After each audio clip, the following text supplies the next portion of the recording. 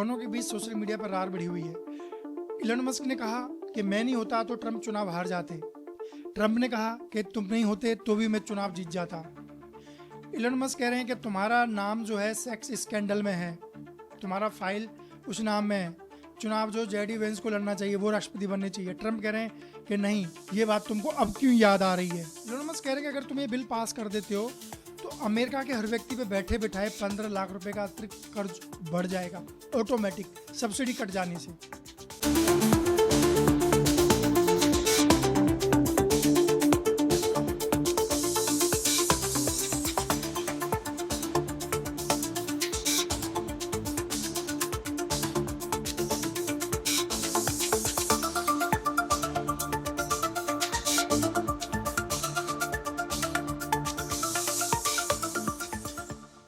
कई बार दोस्ती जितनी जल्दी होती है लोगों के बीच, उतनी जल्दी टूट भी जाती है।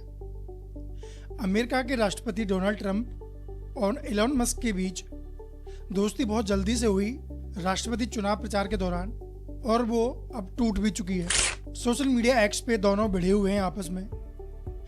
ट्रंप प्रशासन ने उनको बहुत बड़ी जिम्मेदारी दी थी डॉज की, और उसकी जिम्मेदारी खत्म होते ही दोनों में तनाव आ गया है, डिस्प्यूट आ गया है, और लगातार खुलेआम वो एक दूसरे पे आरोप प्रत्यारोप लगा रहे हैं। दोनों में फूट का सबसे बड़ा कारण क्या है, दोनों क्यों एक दूसरे का विरोध कर रहे हैं, ये जानना बड़ा दिलचस्प है। कहते हैं राजनीति में ना कोई स्थायी शत्रु होता है, ना कोई स्थायी मित्र होता है। कारोबारी वैसे तो छुपके राजनीतिज्ञों का समर्थन करते हैं, कोई भी देश हो।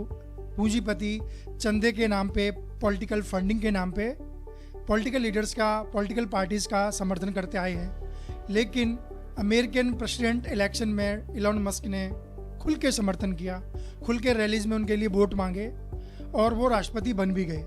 लेकिन वही इलोन मस्क अब कह रहे हैं कि ट्रंप राष्ट्रपति बनने लायक नहीं है, उपराष्ट्रपति जेडी वांस को राष्ट्रपति बनाया जाना चाहिए, वो ज़्यादा काबिल है, ऐसा उन्होंने ट्वीट करके कहा है।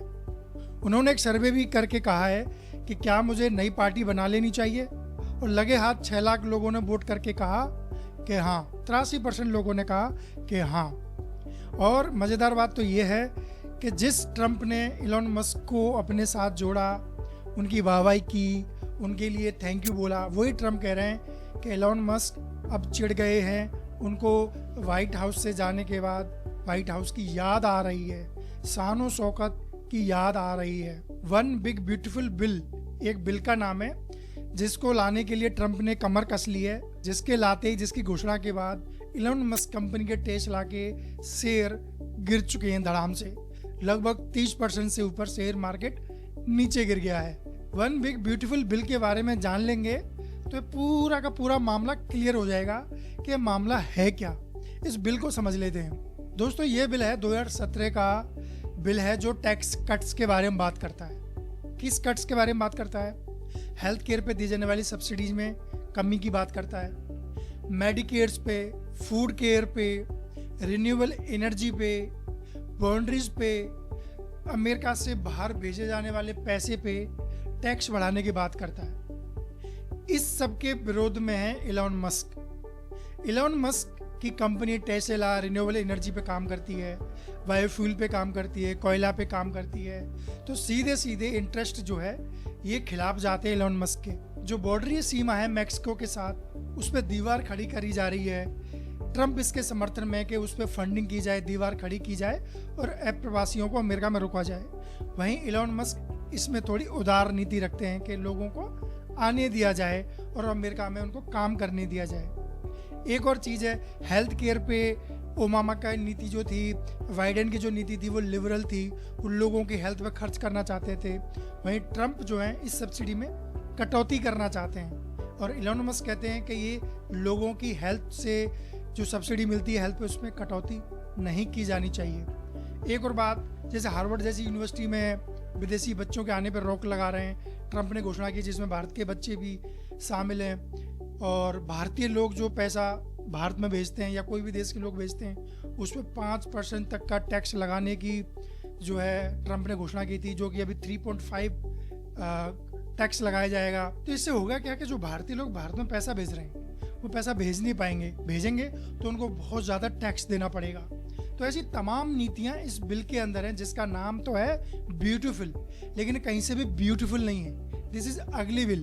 और इसको ट्रम्प कह रहे हैं ब्यूटीफुल बिल, लेकिन इलोन मस्क कह रहे हैं कि ये अमेरिका को तोड़ने वाला बिल है। और यही बिल दोनों के बीच तकरार का, डिस्प्यूट का रीजन है। दोनों के बीच सोशल मीडिया पर रार बढ़ी हुई है। इलोन मस्क ने कहा कि मैं नहीं होता तो ट्रम्प चुनाव हार जाते। ट्रम्प ने कहा कि तुम नहीं होते तो भी मैं चुनाव जीत जाता। इलोन मस्क कह रहे हैं कि तुम्हारा नाम जो है सेक्स स्कैंडल में है, तुम्हारा फाइल उस नाम में है। चुनाव जो जेडी वेंस को लड़ना चाहिए, वो राष्ट्रपति बनने चाहिए। ट्रम्प कह रहे हैं कि नहीं, ये बात तुमको अब क्यों याद आ रही है। इलोन मस्क कह रहे हैं कि अगर तुम ये बिल पास कर देते हो तो अमेरिका के हर व्यक्ति पे बैठे बिठाए 15 लाख रुपए का अतिरिक्त कर्ज बढ़ जाएगा ऑटोमेटिक, सब्सिडी कट जाने से। अब पॉलिटिकल एक्सपर्ट्स ये भी कह रहे हैं कि आने वाले चुनाव में इलोन मस्क हो सकता है कि अमेरिकन प्रेसिडेंट का चुनाव लड़ लें। देखते हैं कि ये तकरार, ये लड़ाई कहाँ तक जाती है। जो लोग एक साथ बहुत गहराई से आते हैं, जब वो अलग होते हैं तो उनमें दुश्मनी भी जम के होती है।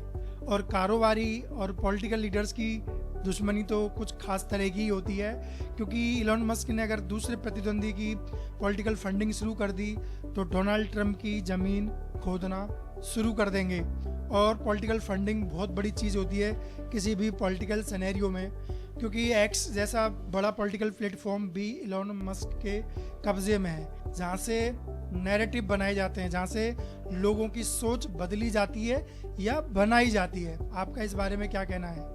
दो दोस्तों के बीच आई डिस्प्यूट का अमेरिकन पॉलिटिकल और ग्लोबल पॉलिटिक्स पे क्या असर पड़ेगा?